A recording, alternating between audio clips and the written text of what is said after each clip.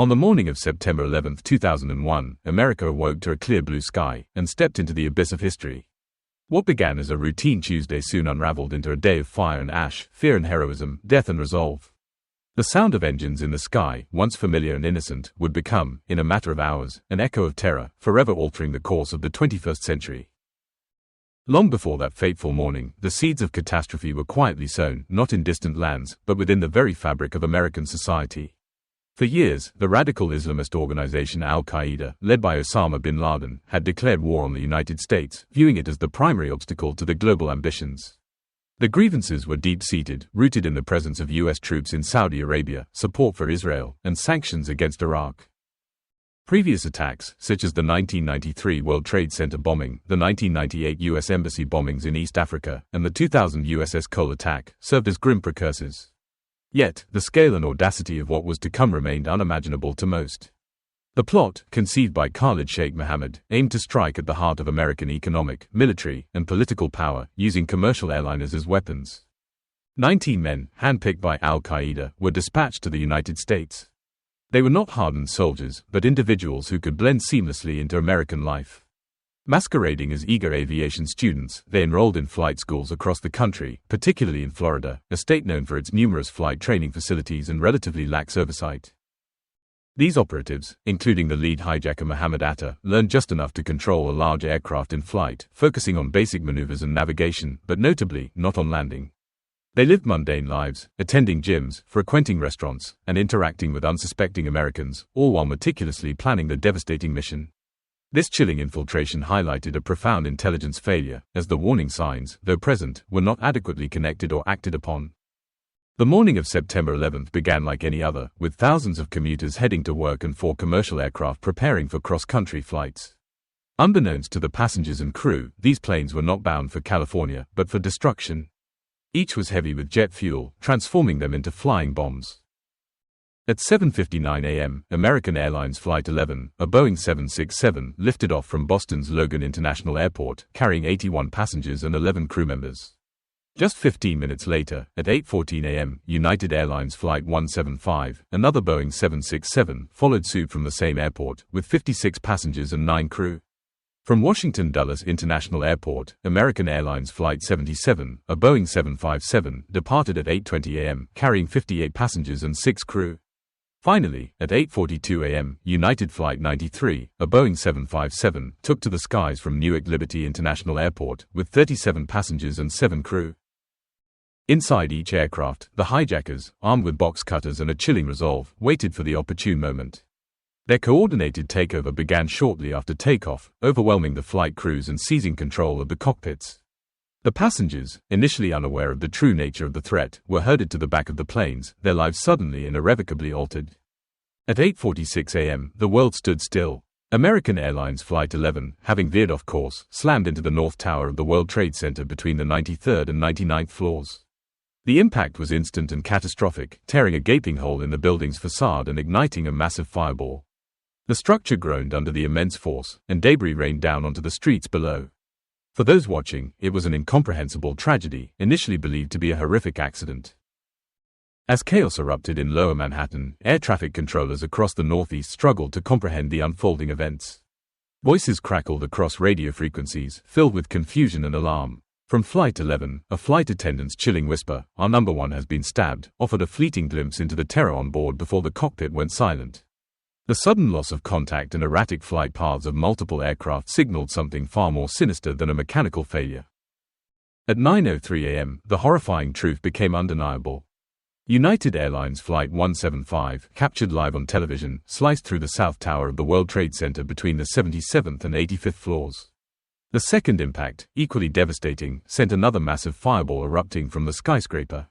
This was no accident, this was a deliberate, coordinated attack. The image of the second plane striking the tower seared itself into the global consciousness, transforming a local tragedy into an act of war against the United States. The realization sent shockwaves through government agencies, military commands, and civilian populations alike. The Federal Aviation Administration, FAA, issued a nationwide ground stop, an unprecedented measure, halting all civilian air traffic. Fighter jets were scrambled, but the speed and surprise of the attacks meant they were often too late to intercept the hijacked planes. The nation, now fully aware of the scale of the threat, braced for the next blow, unsure of where or when it would land. As the Twin Towers burned, the streets of Manhattan erupted into a scene of unimaginable panic and heroism.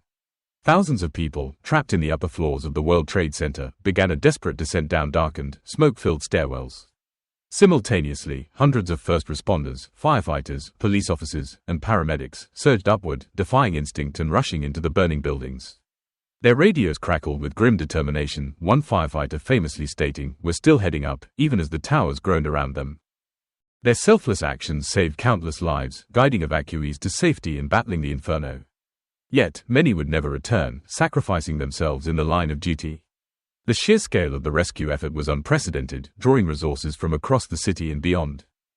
At 9:37 a.m., the attack spread beyond New York City. American Airlines Flight 77, having circled erratically over Washington, D.C., tore into the western side of the Pentagon, the headquarters of the U.S. Department of Defense. The impact caused a partial collapse of the building and ignited a massive fire, breaching the very heart of American military power. The nation, now under assault on multiple fronts, faced an invisible enemy whose reach seemed boundless. But aboard United Flight 93, fate would shift. Passengers and crew, having learned of the attacks in New York and Washington through phone calls to loved ones, understood the dire predicament. They knew their plane was not simply being hijacked for ransom, it was intended as another weapon. In a remarkable act of collective courage, they decided to fight back. The story of United Flight 93 stands as a testament to human courage and defiance in the face of overwhelming evil. After the hijackers took control, passengers and crew members, including Todd Beamer, Tom Burnett, Jeremy Glick, and Sandy Bradshaw, used airphones and cell phones to call family and friends. Through these desperate conversations, they learned about the attacks on the World Trade Center and the Pentagon. The chilling realization dawned: their plane was not going to land safely. It was destined to be another missile, likely targeting the U.S. Capitol or the White House. Faced with certain death, these ordinary citizens made an extraordinary decision. They voted to fight back, to rush the cockpit and overpower the hijackers. "Let's roll," Todd Beamer's final words, became a rallying cry for the desperate counterattack. Their actions were not born of military training, but of an innate human desire to protect others and deny the terrorists their ultimate objective. At 10:03 a.m., after a fierce struggle between the passengers and hijackers, Flight 93 plunged into a field in Shanksville, Pennsylvania, at a speed of approximately 580 miles per hour. The impact created a deep crater, leaving no survivors. The passengers and crew of Flight 93, through their heroic sacrifice, denied the terrorists their intended target, saving countless lives on the ground and preventing further devastation to the nation's capital. Their act of defiance became a powerful symbol of resistance against terror. While the heroism of Flight 93 unfolded, the structural integrity of the World Trade Center towers was rapidly failing. The intense heat from the burning jet fuel, combined with the immense structural damage caused by the impacts, weakened the steel columns that formed the core of the buildings. Firefighters battled valiantly, but the fires raged uncontrollably, reaching temperatures that compromised the steel. At 9:59 a.m., the South Tower, struck second but lower down, succumbed to the inferno. In a terrifying cascade, the floors above the impact zone collapsed onto those below, creating a progressive pancake-like collapse. In just 10 seconds, a monument to commerce, a symbol of American ingenuity and global capitalism, was reduced to a massive cloud of dust and debris. The sight was incomprehensible, a skyscraper simply vanishing from the skyline. Then, at 10:28 a.m., the North Tower, struck first and higher up, followed suit. Its collapse was equally swift and devastating, sending another colossal plume of ash and smoke billowing over lower Manhattan.